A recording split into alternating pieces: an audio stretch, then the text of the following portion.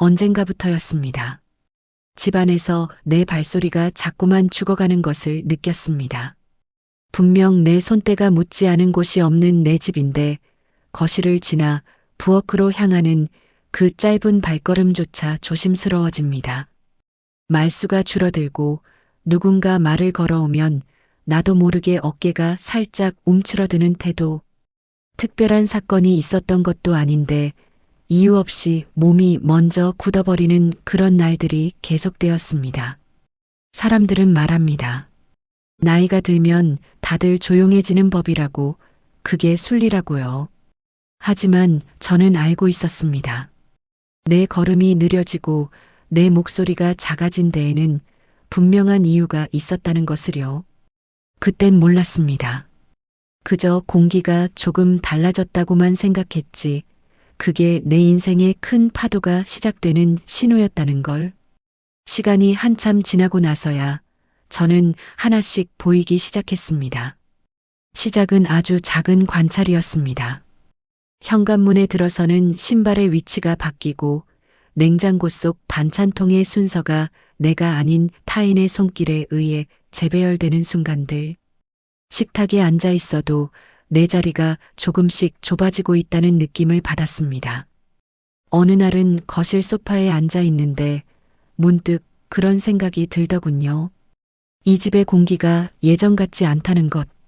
내가 즐겨 듣던 라디오 소리는 어느샌가 소음 취급을 받아 볼륨이 줄어들고 내가 정성껏 키우던 베란다의 화초들은 벌레 꼬인다는 한마디에 하나둘 뒷베란다 구석으로 밀려났습니다. 특별히 누가 나쁜 말을 한 것도 아니었습니다. 말투는 여전히 다정했고 안부는 따뜻했습니다. 하지만 반복되는 패턴이 있더군요.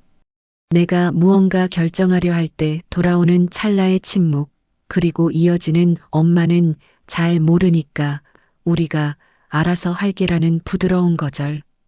부엌 찬장을 열어보니 내가 아끼던 낡은 사발들은 구석으로 밀려나 있고 그 자리엔 번쩍이는 새 그릇들이 채워져 있었습니다. 내 취향도 내 습관도 내가 살아온 방식도 그들에겐 그저 바꿔야 할 낡은 것에 불과했습니다. 이상하다는 느낌은 들었지만 처음엔 말로 정리하지 않았습니다. 그저 가슴 한구석이 서늘해지는 감각.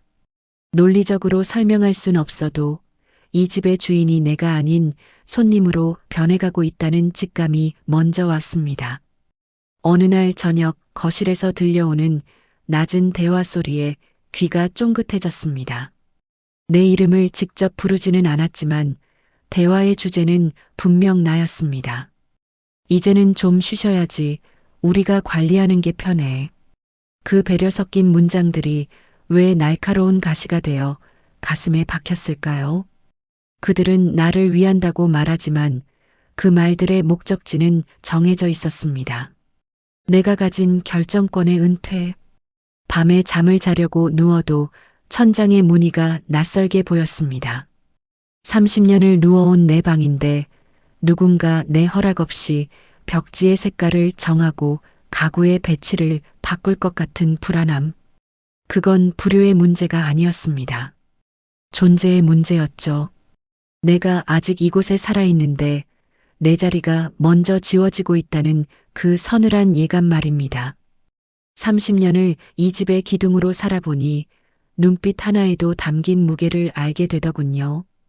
예전에는 내 입만 바라보던 그들이 이제는 나를 건너뛰어 서로의 눈을 먼저 맞춥니다. 기억을 되짚어 보았습니다.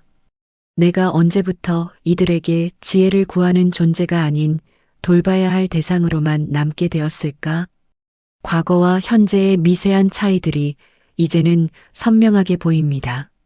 내가 쌓아온 경험은 낡은 관습이 되었고 나의 조심스러운 제안은 시대에 뒤떨어진 고집이 되어 돌아오고 있었습니다. 세월에서 나온 감각은 참으로 정확하더군요. 그들이 내 노후를 설계한다며 늘어놓는 화려한 계획들 속에 정작 나의 의지가 들어갈 자리는 한 뼘도 없었습니다. 엄마를 위해서라는 말은 무서운 힘을 가졌습니다. 그 말 한마디면 내가 평생 지켜온 원칙들도 순식간에 고집이 되어버리니까요.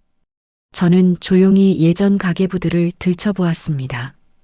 거기엔 내가 아이들을 어떻게 키웠는지, 남편과 어떻게 이 집을 일궈왔는지의 기록이 빼곡합니다.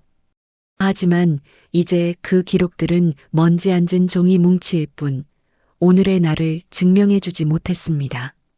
누구에게도 말하지 않았지만 어느 추운 겨울날 시장 길목에서 폐지를 줍는 노인의 뒷모습을 한참 동안 바라본 적이 있습니다.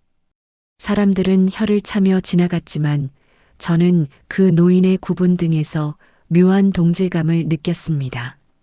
그분도 한때는 누군가의 귀한 어머니였고 이 세상의 중심이었을 테지요. 하지만 지금 그분이 쥐고 있는 건 차가운 손술의 손잡이뿐이었습니다. 그날 이후였습니다.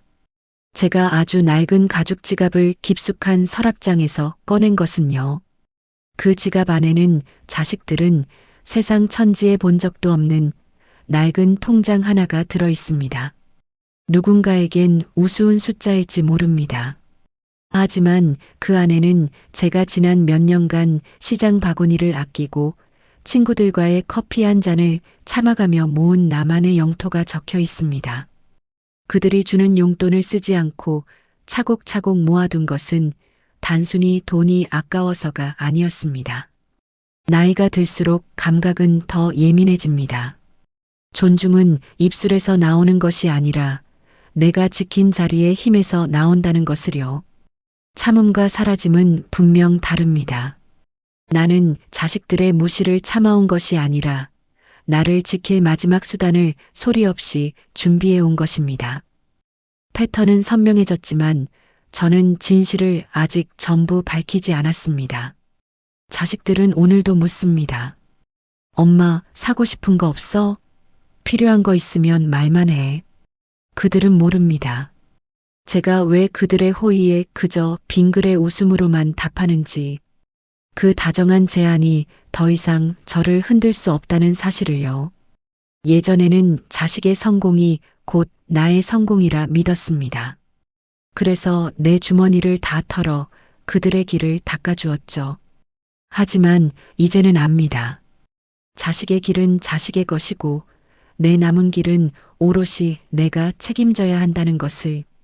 이 통장에 찍힌 숫자가 늘어갈수록 이상하게도 제 허리는 조금씩 더 꼿꼿해졌습니다.